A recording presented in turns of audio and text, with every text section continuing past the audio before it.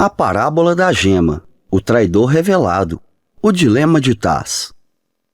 Pare com isso, seu atrevido!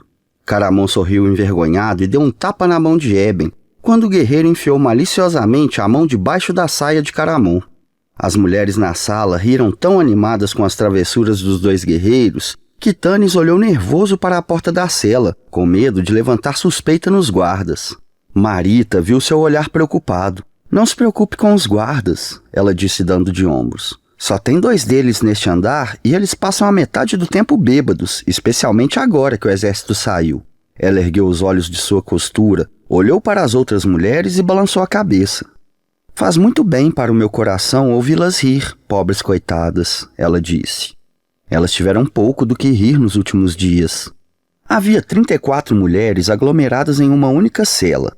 Marita disse que havia 60 mulheres vivendo em uma outra cela próxima, em condições tão chocantes que até mesmo os ativistas mais vívidos estavam chocados. Tapetes grosseiros de palha cobriam o chão. As mulheres não possuíam nada além de algumas roupas. Tinham permissão para sair de suas celas toda manhã para um breve período de exercícios. O resto do tempo, elas eram forçadas a costurar em uniformes dragonianos. Apesar delas terem sido presas há apenas algumas semanas, seus rostos estavam pálidos e abatidos. Seus corpos estavam magros e frágeis devido à falta de alimento nutritivo. Tanis relaxou.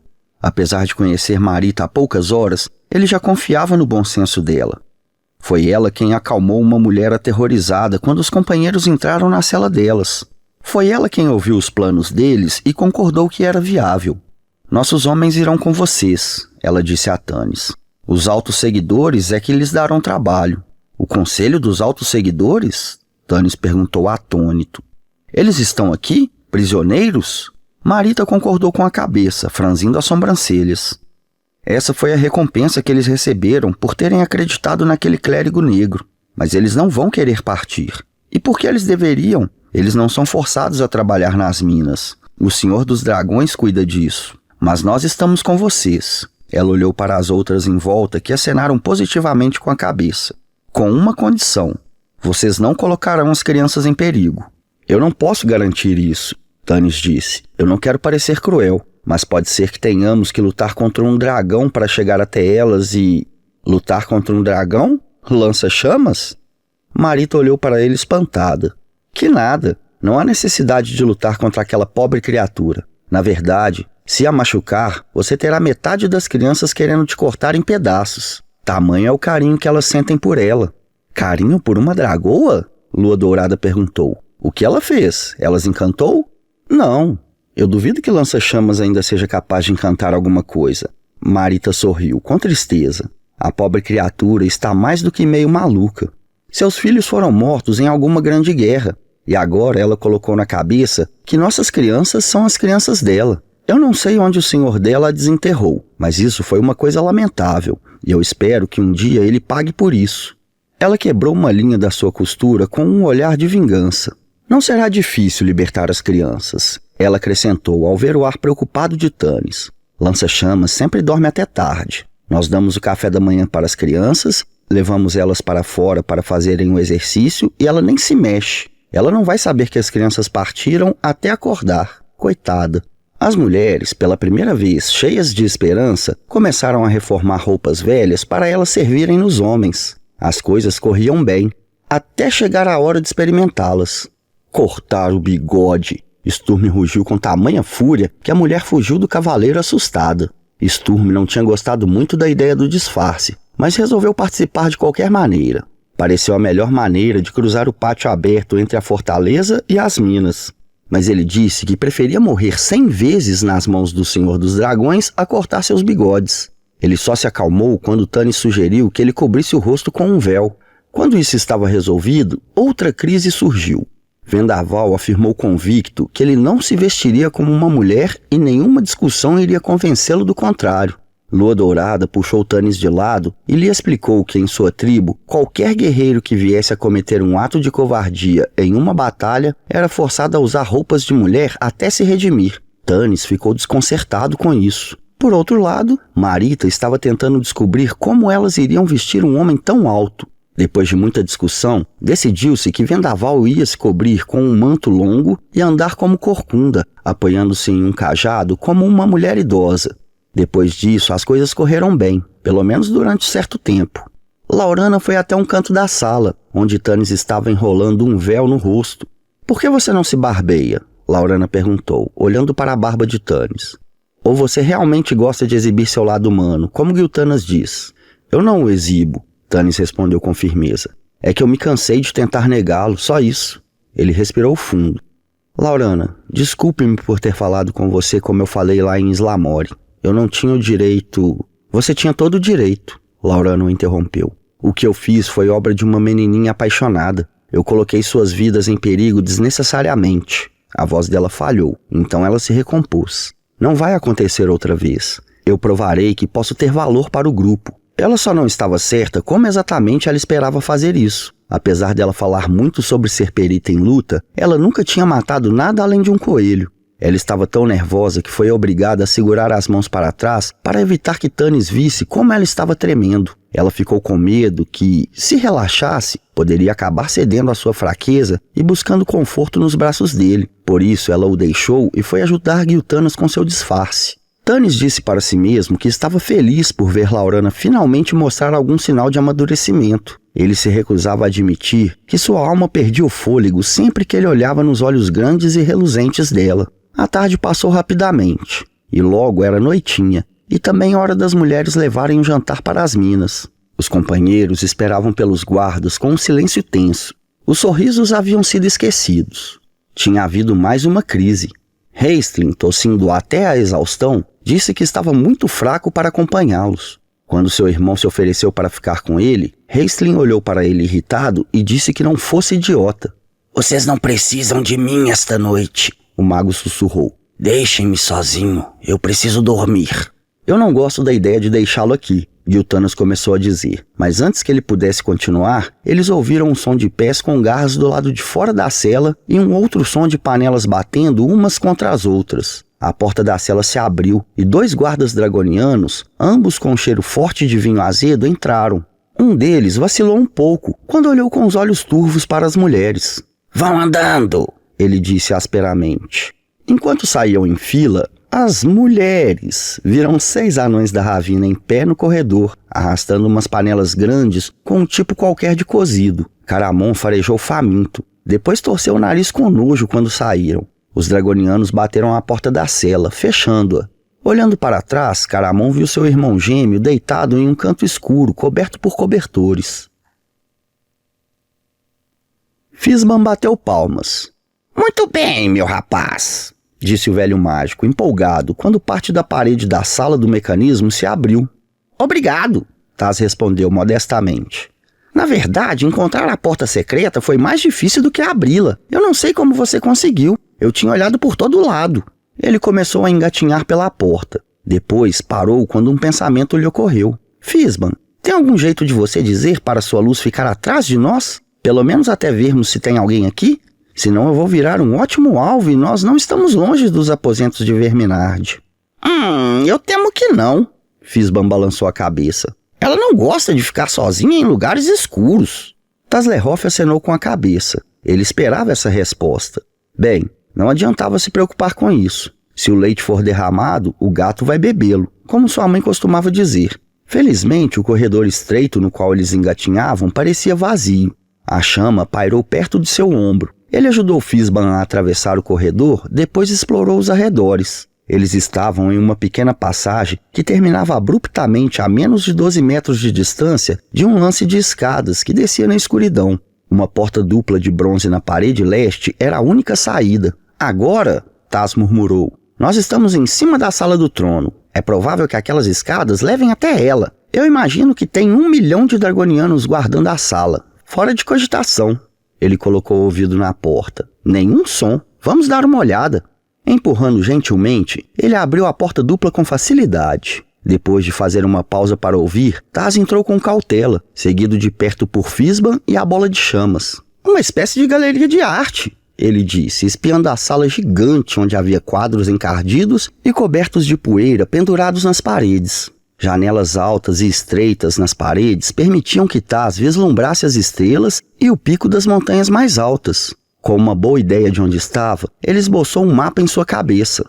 Se meus cálculos estão corretos, a Sala do Trono está a oeste e o Covil do Dragão está mais a oeste do que ela. Pelo menos é para lá que Verminard foi quando saiu esta tarde. Deve haver algum jeito do dragão voar para fora deste prédio. Portanto, o covil tem que ter uma abertura para o céu, o que quer dizer algum tipo de buraco e talvez uma nova fenda onde nós possamos ver o que está acontecendo. Taz estava tão envolvido em seus planos que ele não estava prestando atenção em Fizban. O velho mágico movia-se com alguma finalidade pela sala, estudando cada pintura como se estivesse procurando por uma em particular. Ah, está aqui! Fizban murmurou. Depois virou-se e sussurrou. Taslerhoff! O Kender levantou a cabeça e viu que, de repente, o quadro começou a brilhar com uma luz suave. Veja só, Taslerhoff disse hipnotizado. Por quê?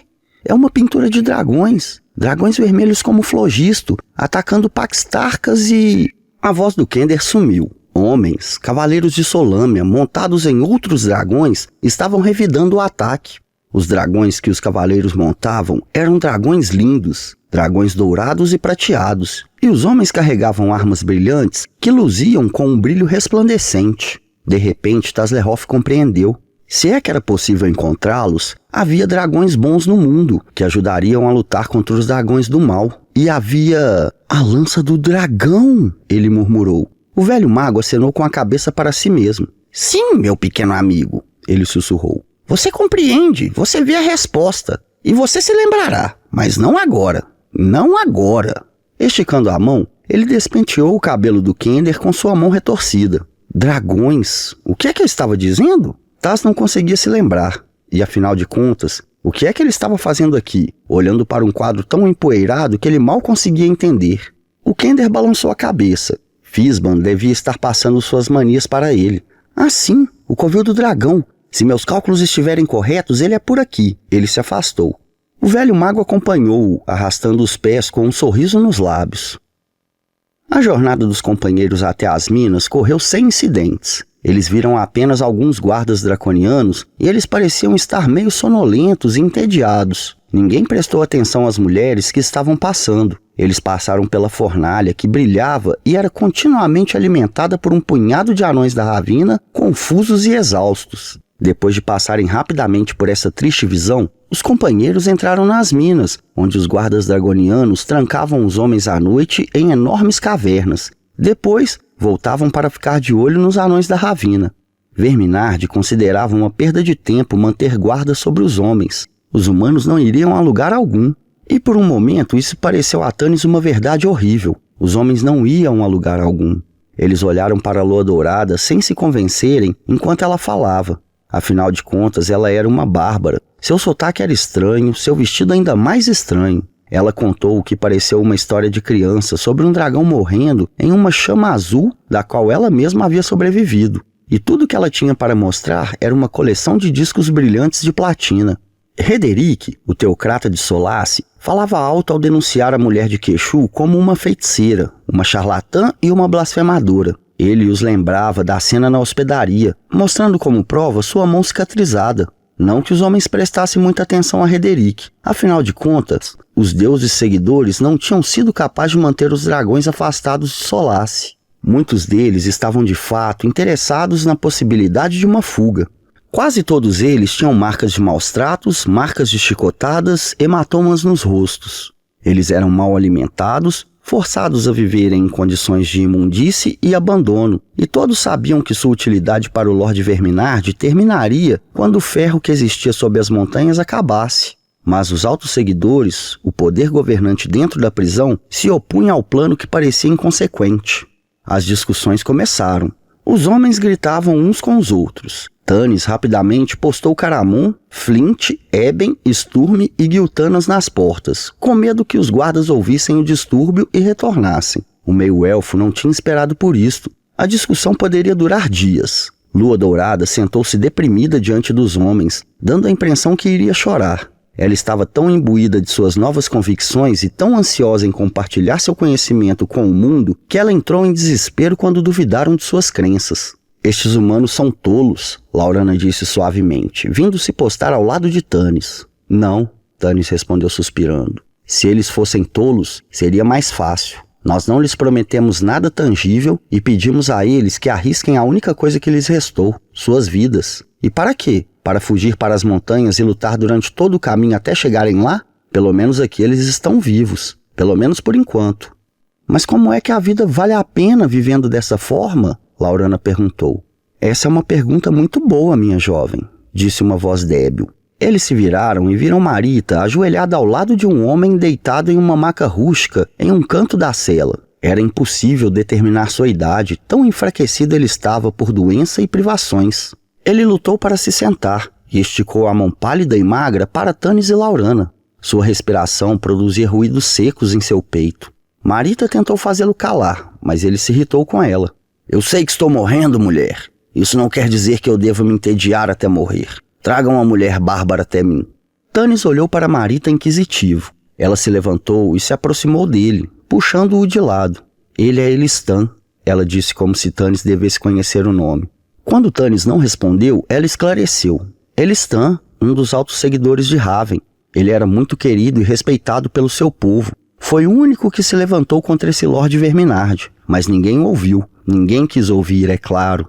Você fala dele no passado, Tanis disse. Ele não morreu ainda. Não, mas não vai demorar. Marita enxugou uma lágrima. Eu já vi essa doença antes. Meu próprio pai morreu dela.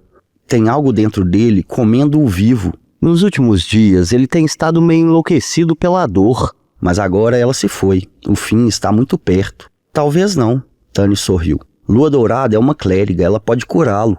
Talvez sim, talvez não, Marita disse cética. Eu não gostaria de arriscar. Nós não deveríamos empolgar Elistan com falsas esperanças. Deixe-o morrer em paz.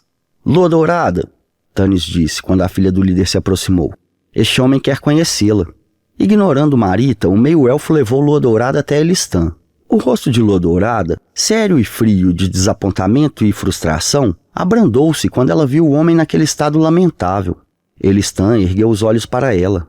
Minha jovem, ele disse com seriedade, embora sua voz fosse fraca. Você afirma trazer a palavra de deuses antigos.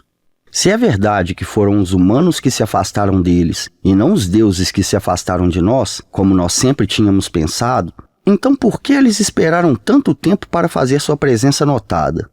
Lua Dourada ajoelhou-se ao lado do homem moribundo em silêncio, pensando em como colocar sua resposta. Por fim ela disse, imagine que você está caminhando por uma mata, carregando aquilo que você tem de mais precioso, uma gema rara e linda. De repente você é atacado por feras demoníacas. Você deixa a gema cair e foge. Quando você percebe que perdeu a gema, você tem medo de voltar até a mata e procurar por ela. Então alguém aparece com uma gema nova. No fundo do seu coração, você sabe que ela não é tão valiosa quanto aquela que você perdeu, mas você ainda tem muito medo de voltar lá e procurar pela outra. Isso significa que a gema saiu da floresta? Ou ela ainda está lá, brilhando debaixo das folhas, esperando você voltar? Elistan fechou os olhos e suspirou. Seu rosto se encheu de angústia. É claro que a gema espera pelo nosso retorno. Que tolos nós fomos. Eu gostaria de ainda ter tempo para aprender sobre os deuses, ele disse esticando a mão. Lua Dourada suspirou. Seu rosto empalideceu até ela ficar tão pálida quanto o homem que morria na maca. A você será dado tempo, ela disse suavemente, pegando a mão dele nas dela. Tanis, absorto no drama que se desenrolava diante de si, assustou-se quando sentiu um toque em seu braço. Ele se virou com a mão na espada e viu Sturm e Caramon em pé atrás dele. O que foi? Ele perguntou rapidamente. Os guardas? Ainda não, Sturm disse asperamente. Mas nós estamos esperando eles a qualquer momento. Tanto Eben quanto Giltanas desapareceram. A noite caiu sobre Paxtarcas. Em seu covil, Pyrrhus, o dragão vermelho, não tinha espaço para andar de um lado para o outro, um hábito que ele tinha adquirido sob a forma humana. Ele mal tinha espaço para abrir as asas nessa câmara, embora ela fosse a maior da fortaleza e tivesse sido expandida para acomodá-lo. Mas a câmara do térreo era tão estreita que o máximo que o dragão podia fazer era enrolar seu corpo em um círculo. Forçando a si mesmo a relaxar, o dragão deitou-se no chão e esperou com os olhos grudados na porta. ele não notou duas cabeças espiando por sob as grades de uma sacada no terceiro andar, exatamente em cima dele. Houve um arranhar na porta. Pyrrhus levantou a cabeça ansioso. Depois baixou-a outra vez, resmungando, quando 2 goblins apareceram, arrastando entre eles um espécime desprezível. Anão da Ravina, Pyrrhus desdenhou, falando em comum com seus subordinados. Verminard está fora de si se ele pensa que eu vou comer um anão da Ravina. Jogue o anão em um canto qualquer e saiam daqui. Ele rosnou para os goblins, que se apressaram em fazer o que lhes havia sido ordenado. Sestun encolheu-se de medo em um canto, choramingando. Cale a boca! Pyrrhus ordenou irritado. Talvez eu devesse simplesmente te queimar e parar com essa lamúria. Houve um outro som na porta, um bater macio que o dragão reconhecia. Seus olhos brilharam, vermelhos. Entre! Uma figura entrou no covil do dragão, vestido com um manto longo e um capuz que cobria seu rosto. Eu vim como Vossa Senhoria ordenou, Flogisto, a figura disse calmamente. Sim, Pyrrhus respondeu, com as garras arranhando o chão. Tire o capuz. Eu vejo o rosto daqueles com quem eu faço negócios. O homem puxou o capuz para trás. Acima do dragão, no terceiro andar, ouviu-se um som estrangulado. Pyrrhus olhou para a sacada escura. Ele pensou em voar para investigar, mas a figura interrompeu seu pensamento. Eu tenho um tempo limitado, realeza. Eu tenho que retornar antes que eles suspeitem. Eu deveria me reportar ao Lord Verminard. No seu devido tempo, Pyrrhus respondeu irritado. O que é que esses tolos que você acompanha estão tramando? Eles planejam libertar os escravos e liderá-los em uma revolta, obrigando Verminard a chamar de volta o exército que marcha contra Qualineste. Só isso? Sim, realeza. Agora eu preciso avisar o Senhor dos Dragões. Ah, o que é que isso importa? Sou eu quem cuidará dos escravos se eles se revoltarem, a menos que eles tenham planos para mim. Não, realeza. Eles o temem muito, como todos devem temê-lo, a figura completou. Eles esperarão até você e Lord Verminard terem voado para Qualineste. Então, eles libertarão as crianças e fugirão para as montanhas antes que vocês retornem. Esse parece ser um plano compatível com a inteligência deles. Não se preocupe com Verminard. Eu cuidarei para que ele saiba disso, quando eu achar que ele deve saber. Assuntos muito mais importantes estão surgindo. Agora ouça atentamente. Um prisioneiro foi trazido hoje pelo imbecil do Toed. Pyrrhus fez uma pausa com os olhos brilhando. Sua voz se transformou num sussurro sibilante. É ele, aquele que buscamos. A figura olhou assombrada. Vossa Senhoria tem certeza disso? É claro! Pyrrhus rangeu os dentes com malevolência. Eu vejo esse homem em meus sonhos. Ele está aqui, ao meu alcance. Enquanto toda Kryn está procurando por ele, eu o encontrei. Vossa Senhoria informará Sua Majestade das Trevas? Não, eu não ouso confiar em um mensageiro. Eu tenho de entregar este homem em pessoa, mas não posso sair agora. Verminard não é capaz de cuidar de Qualineste sozinho. Mesmo que a guerra seja só uma artimanha, nós temos de manter as aparências, pois de qualquer forma, o mundo será melhor com a ausência dos elfos. Eu levarei o Homem Eterno para a rainha quando o tempo assim o permitir. Então por que me diz isso? A figura perguntou, com um tom de voz diferente. Porque você tem que mantê-lo seguro. Pyrrhus mudou seu corpo enorme para uma posição mais confortável. Seus planos estavam se acelerando em sua cabeça. É uma medida do poder de Sua Majestade das Trevas que a clériga de Michacal e o Homem da Gema Verde estejam juntos ao meu alcance. Amanhã eu darei a Verminard o prazer de lidar com a clériga e seus amigos. Na verdade, os olhos de Pyrrhus cintilaram. Isso deve funcionar muito bem. Nós podemos remover o Homem da Gema Verde durante a confusão, e Verminard não saberá de coisa alguma. Quando os escravos atacarem, você deve encontrar o Homem da Gema Verde. Traga-o para cá e esconda-o nos aposentos inferiores. Quando todos os humanos tiverem sido destruídos e o exército tiver eliminado Qualineste, eu o entregarei para minha Rainha das Trevas. Eu compreendo. A figura fez uma nova mesura. E minha recompensa? Será tudo que você merece. Agora deixe-me. O homem cobriu a cabeça com um capuz e se retirou. Pyrrhus dobrou as asas e, enrolando seu grande corpo de modo que a enorme cauda tocasse seu focinho, ficou deitado fitando a escuridão. O único som que podia ser ouvido era o patético choramingar de Sestun. Você está bem? Fizban perguntou de modo gentil a Taslerhoff, enquanto eles estavam sentados perto da sacada, com medo de se mexerem. Estava escuro como piche, pois Fizban tinha colocado a bola de chamas embaixo de um vaso virado de cabeça para baixo. Sim, Taz disse sem emoção. Desculpe-me por ter engasgado daquele jeito. Eu não consegui segurar. Embora eu esperasse isso, de certa forma, é difícil acreditar que alguém que você conhece poderia lhe trair. Você acha que o dragão me ouviu? Eu não sei dizer, Fizban suspirou. A pergunta é, o que é que nós faremos agora? Eu não sei, Taz disse, sentindo-se miserável. Eu não sou aquele que pensa. Eu só os acompanho para me divertir. Nós não podemos avisar Tanis e os outros, porque nós não sabemos onde eles estão. E se nós começarmos a andar por aí, procurando por eles, nós podemos ser pegos e só pioraríamos as coisas. Ele apoiou o queixo em sua mão. Você sabe, ele disse com uma angústia incomum. Uma vez eu perguntei ao meu pai por que os Kenders eram pequenos. Por que nós não éramos grandes como os humanos e os elfos? Eu realmente queria ser grande. Ele disse e ficou quieto por um momento. E o que seu pai disse? Perguntou Fizban gentilmente. Ele disse que os Kenders eram pequenos porque nosso destino era fazer pequenas coisas. Se olhar para as coisas grandes do mundo mais de perto, ele disse, você verá que elas, na verdade, são feitas de coisas pequenas ligadas umas às outras. Aquele dragão lá embaixo nada mais é do que pequenas gotas de sangue. São as coisas pequenas que fazem a diferença. Muito sábio, seu pai. Sim, Taz passou a mão sobre os olhos. Faz muito tempo que eu não o vejo. O queixo pontudo do Kender se sobressaía e seus lábios estavam apertados. O pai dele, se o tivesse visto, não teria reconhecido esta pequena e resoluta pessoa como seu filho. Nós deixaremos as coisas grandes para os outros, Taz anunciou por fim. Eles têm Tanis, Sturm e Lua Dourada. Eles se viram bem.